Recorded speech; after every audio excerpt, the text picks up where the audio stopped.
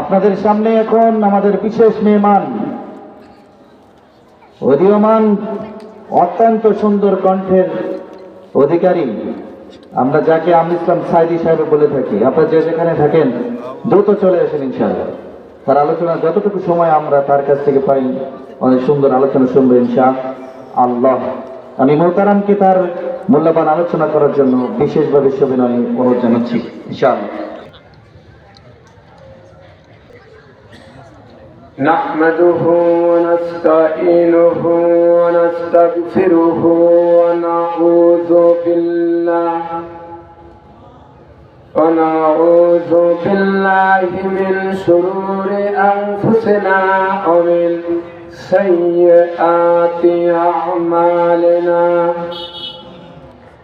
من يهد الله فلا مضل له ومن يضلل فلا هادي له.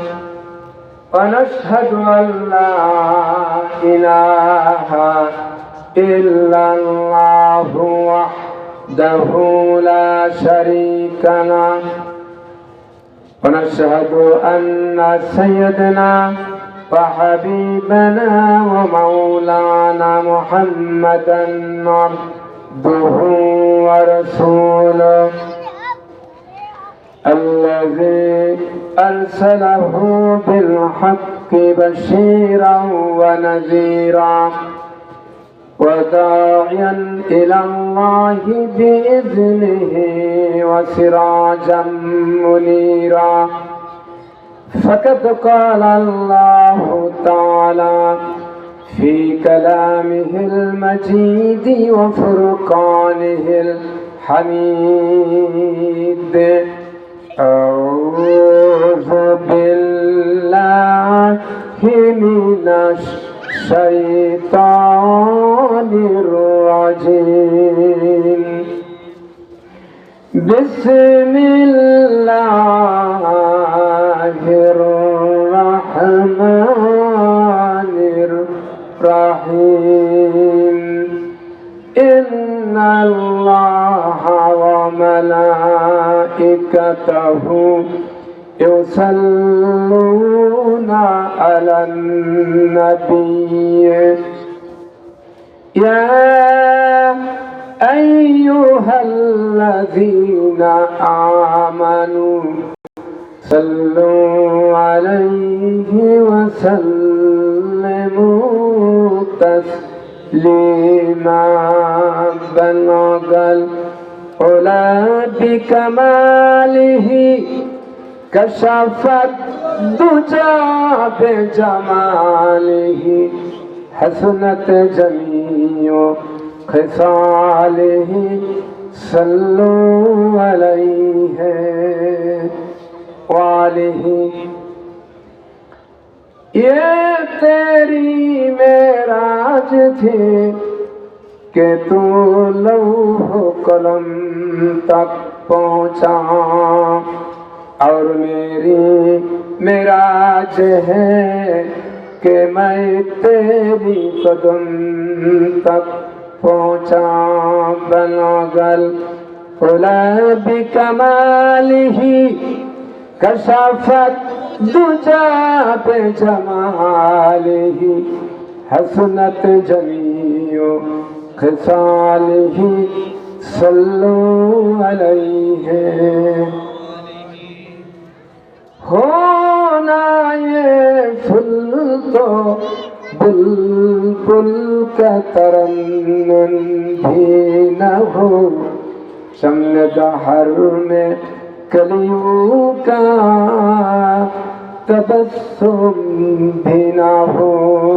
बलगल उला बिकमालिही कशफत दुजा बेजमालिही हसनत जमीओ खिसालिही. सल्लु अलैहि. मोहतराम साहिबे सदर जनाब हजरत उलमा इकराम, সম্মানিত সুধী মণ্ডলী, উপস্থিত আমার দিনদার ইমানদার মুত্তাকিন ইসলাম প্রেমিক মুসলমান ভাইরা, পর্দার আড়ালে সম্মানিতা মা ও বোনেরা, আসসালামু আলাইকুম ওয়া রাহমাতুল্লাহি ওয়া বারাকাতুহু। আমরা মহান আল্লাহ রাব্বুল আলামিনের দরবারে শুকরিয়া আদায় করছি যে পরম করুণাময় মহান আল্লাহ তাআলা এলাকার ভিতর থেকে বাছাই করে চয়েস করে আমাদেরকে সিরাজগঞ্জ থানাধীন চক শিয়ালকোল ঈদগাহ মাঠ কমিটি কর্তৃক আয়োজিত ঐতিহাসিক তাফসীরুল কোরআনে কারিমের মাহফিলে আমাকে এবং আপনাদেরকে সময় মতো আসার, বসার, কোরআন হাদিস থেকে আলোচনা করা এবং শোনার জন্য তৌফিক দান করেছেন সেই মহান আল্লাহ রাব্বুল আলামিনের দরবারে শত যুদ্ধ কণ্ঠে বিনয় অবনীত চিত্তে শুকরিয়া জ্ঞাপন করছি। সকলেই পড়ে নেই আলহামদুলিল্লাহ। বন্ধুগণ, আজকের এই মাহফিলে আসতে পেরে আপনারা খুশি না বেজার? কারণ এ মাহফিলে সবারই বসার ভাগ্য হয় না। কোরআন তাফসীর মাহফিলে তারাই বসে যারা নাকি আল্লাহর প্রিয় বান্দা, আল্লাহর খাস বান্দা, রাসূলের খাস উম্মত। তারাই কেবলমাত্র তাফসীর মাহফিলে বসার সুযোগ পেয়ে যায়। বন্ধুগণ, আমি আপনাদের এলাকা অতীতে কখনো আসেনি। আজকে আপনাদের এলাকার সুযোগ্য সন্তান জনাব আব্দুল সালাম সাহেব আমার অতি নিকটে, তেনার আমন্ত্রণে আমি আজকে আপনাদের মাহফিলে আসতে পেরেছি। এজন্য আবারও শুকরিয়া আদায় করি আলহামদুলিল্লাহ। বন্ধুগণ, আল্লাহ রাব্বুল আলামিন এই পৃথিবী সৃষ্টি করেছেন, মানুষ সৃষ্টি করেছেন, মানুষগুলি যাতে করে ভুল পথে চলে না যায়, সঠিক পথ চিনতে পারে, এজন্য সৃষ্টিকর্তা মহান আল্লাহ তাআলা গোটা জাতিকে দুইটি নিয়ামত দান করেছেন। কয়টি নিয়ামত? দুইটি নিয়ামত আল্লাহ পাক দান করেছেন গোটা জাতিকে, বিনা টাকায়, বিনা আবেদনে। সঠিক পথ চেনার জন্য দুইটি নিয়ামত আল্লাহ পাক দান করেছেন। এক নাম্বার হলো আল কোরআন। জোরে বলেন কি? এই কোরআন শরীফ আমাদের প্রত্যেকের বাড়িতে কম বেশি আছে, আছে না? কোরআন শরীফ নাম বললে চিনতে কারো অসুবিধা হওয়ার কথা নয়। কারণ জন্মের পর থেকে ছোট্টবেলা আমরা বাগদাদি কায়দা মাদ্রাসা আমার আব্বা ভর্তি করে দিতেন, আপনার আব্বা ভর্তি করে দিতেন। সকালবেলা আমরা এগুলা তিলাওয়াত করতাম, পড়তাম, ঠিক কিনা? এই কোরআন শরীফটা হচ্ছে এমন একটি কিতাব, যে কিতাব বাইবেল, ত্রিপিটক, জিন্দা বিস্তা, মানুষের তৈরি করার যত আবিষ্কারকৃত কিতাব রয়েছে, এর ভিতরে তারা লিখেছেন, বলেছেন আমার লিখতে লেখার ভিতরে ভুল হলে আমাকে ক্ষমার দৃষ্টি দেখবেন। জোরে বলেন ঠিক কিনা? কিন্তু আল কোরআন যিনি নাযিল করলেন, আসমানি কিতাব, আল্লাহর বাণী, তিনি সর্বপ্রথম কোরআনে কারিমে এই ব্যাপারে বলছেন, যালিকাল কিতাবু লা রাইবা ফিহি, আমি যে তোমাদের জন্য গ্রন্থ কোরআন পাঠিয়েছি, এই কোরআনের ভিতরে কোনো বিন্দু মাত্র ভুলের অবকাশ নাই। গোটা পৃথিবীর মানুষ একত্রিত হয়ে যদি কোরআনের একটা ভুল করতে যায়, পারবে বুঝি? একটা জের যাব, একটা পেশ ভুল করার ক্ষমতা কারো নাই। কারণ মানুষের সীমিত জ্ঞান দিয়ে এটা আবিষ্কার হয় নাই, এটা নাজিল করেছে কে? আল্লাহ রাব্বুল আলামিন, জ্ঞানীর ধনী। ঠিক কিনা? এই কোরআন নাজিল করলেন, কেন করলেন?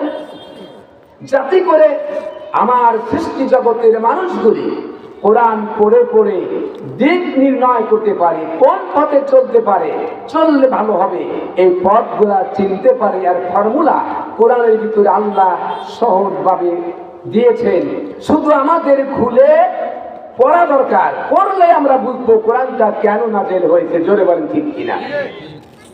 এখন কোরআন নাজিল করলো, কোরআন নাজিলের পরে আর কিছুই করলো না, তাহলে এই কোরআনের মুহাব্বত, ভালোবাসা কে করবে? এটাকে কে তদারকি করবে? এটাকে কে তেলাওয়াত করবে? কোরআন সম্পর্কে কে বোঝাবে? কোরআন দিয়া আলোচনা কে করবে? তাহলে কোরআনটা অসহায় হয়ে যাবে। এই জন্য আমি আগেই বলেছি, দুইটি নিয়ামত গোটা জাতির জন্য আল্লাহ দান করেছেন। এক নাম্বার কি? কোরআন। দুই নাম্বার হচ্ছে বিশ্ব নবী জনাবে মুহাম্মদ রাসূলুল্লাহ সাল্লাল্লাহু আলাইহি ওয়াসাল্লাম সহ নবীগণ, রাসূলগণ। জোরে বলেন ঠিক কিনা? কোরআন যদি শুধু একা পাঠাতেন, পড়ার লোক থাকতো না, বুঝাবার লোক থাকতো না। আবার যদি কোরআন নাযিল না করে শুধুমাত্র রাসূলগণকে পাঠাতেন, তাহলে নবীগণ কি দিয়া মানুষদেরকে পথ দেখাবেন, আল্লাহর কথা বুঝাবেন কি দিয়া? তারা অসুবিধা, মারাত্মক অসুবিধা পড়ে যেত। জোরে বলেন ঠিক কিনা? যেমন আন্দাজে, অনুমানের ভিত্তিতে নবীগণ কথা বললে কাফের বেবান্দা সেই যুগে অস্বীকার করবে, বিশ্বাস করবে না, এ কথা আল্লাহ জানেন। আমার কথাই খারাপ দেখতেছে? অস্বীকার করবে। এই জন্য আল্লাহ পাক জানেন অস্বীকার যে করবে, এই জন্য আল্লাহ পাক বললেন যে কাফেররা বলল যে এই একটি পাগল। এই যে দুনিয়াতে আসছে নবী, উনি যে দাওয়াত দিচ্ছেন, কোরআনের কথা বলছেন, একটি পাগল ছাড়া আর কিছু না। আল্লাহ রাব্বুল আলামিন বিশ্ব নবীকে সান্ত্বনা দেওয়ার জন্য সঙ্গে সঙ্গে জবাব দিয়ে দিলেন, ওমা সাহিবুকুম বিমাজনুন।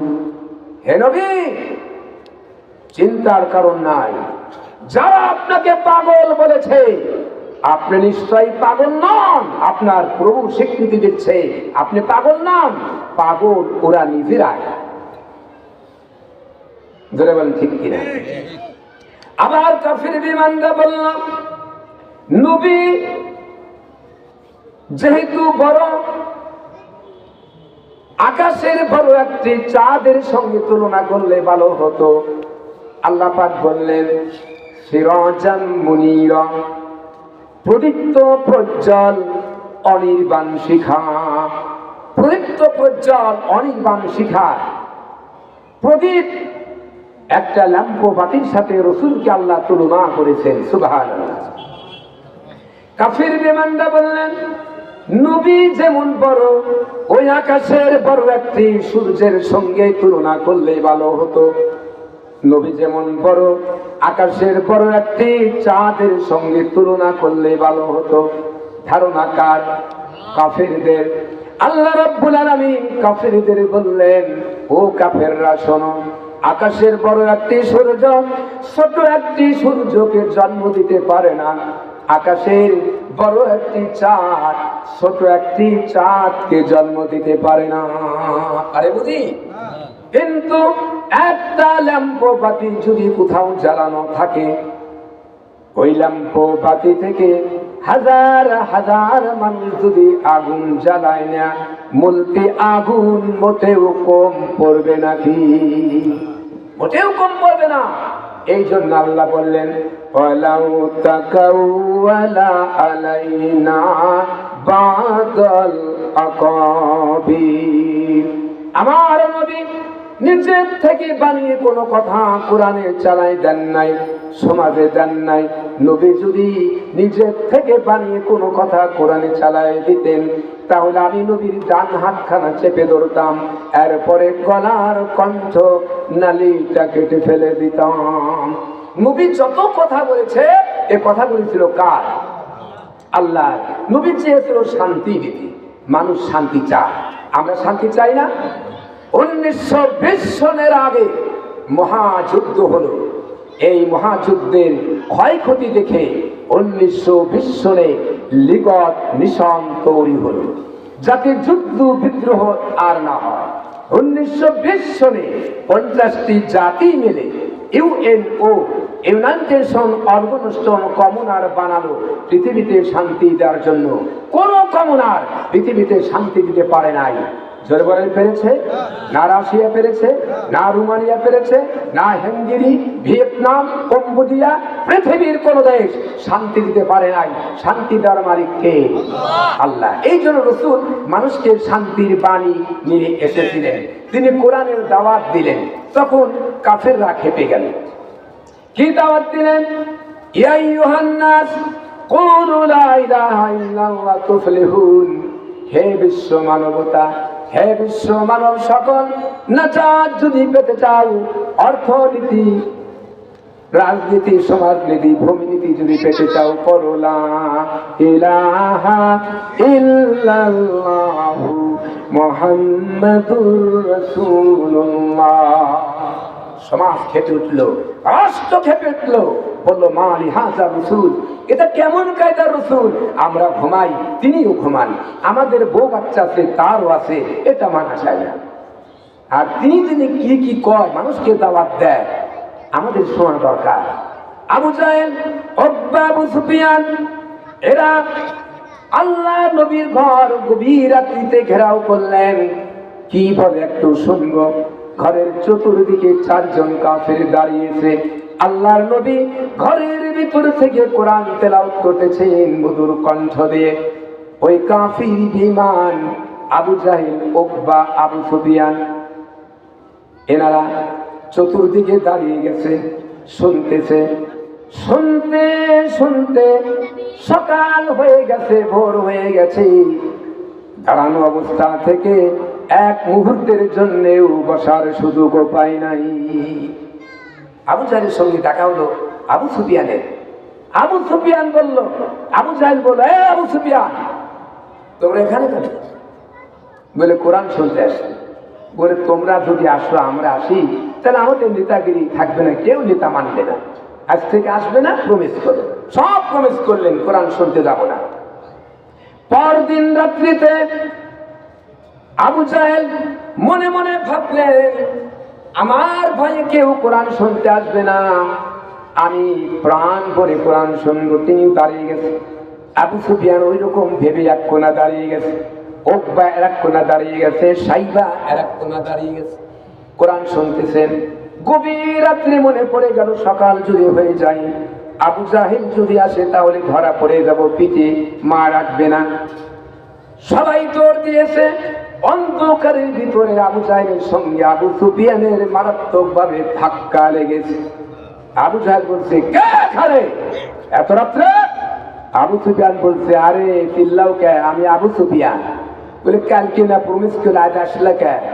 তুমি আইসো কেন? এই কথা আগে কও।